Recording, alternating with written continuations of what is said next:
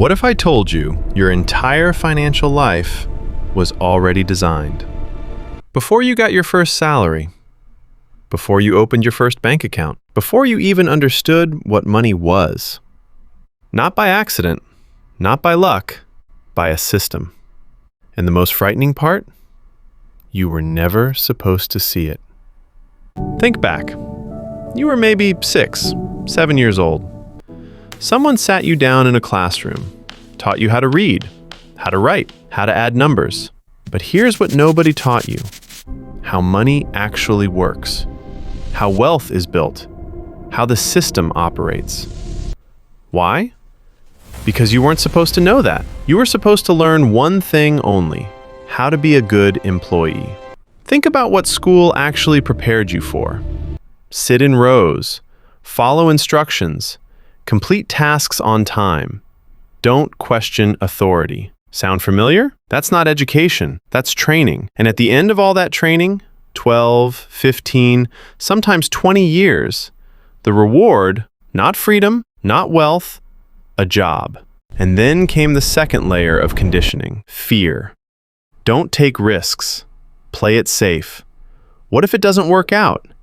Get a stable job. Get a pension. Don't gamble with your future. Every parent said it. Every teacher said it. Every relative at every family dinner said it. And they weren't wrong to say it. They believed it because someone said the same thing to them. Generation after generation. The same program, running on repeat. Here's something real. There are roughly 1.5 billion students in schools across the world right now. Almost none of them are being taught compound interest, asset building, or cash flow. But every single one of them will grow up and interact with money every day of their lives. Does that seem like an accident to you? Because it doesn't to me. Okay, so you went through the system, you studied, you got the job, and then the first salary hit your account, and it felt incredible. Finally, financial security, right? Wrong. Here's what actually happened on that day. Before you even saw that money, it was already divided. Income tax, provident fund, professional tax, health insurance deductions. By the time it reached you, sometimes 20 to 35% was already gone. You worked for a month, 30 days, and a third of it vanished before you could touch it. Welcome to employment. Now here's where it gets really interesting. What do most people do when they want more money? They try to earn more, work harder, get promoted, switch jobs for a higher package. And it works. The salary goes up from, say, $30,000 a month to $50,000. And then something strange happens. The bigger flat, the better phone, the nicer car, eating out more, weekend trips, new clothes for the new income bracket. And at the end of the month, still almost nothing left. This is called lifestyle inflation. And it's not a character flaw, it's psychology. Studies in behavioral economics show that human beings rapidly adapt to new income levels. What once felt like luxury becomes the new normal within months. Researchers call it hedonic adaptation. In simple words, you get used to more, and more never feels like enough. So the salary went up, but the savings didn't. And the gap between what you earn and what you keep stayed exactly the same. In India, one of the fastest growing economies in the world, a survey by the Reserve Bank of India found that household financial savings as a percentage of GDP dropped to a multi-decade low in 2022 to 23. Think about that. More people are earning, more jobs exist than ever before, and people are saving less. Not because they're lazy, not because they're stupid, because the system is designed this way. Let me ask you something. Have you ever bought something, opened the package, felt amazing, and then 3 days later, barely thought about it again? That's not weakness, that's dopamine.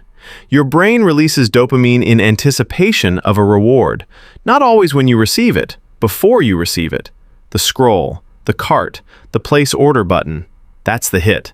And then the item arrives, and the feeling fades, and the loop begins again. Here's something they will never tell you.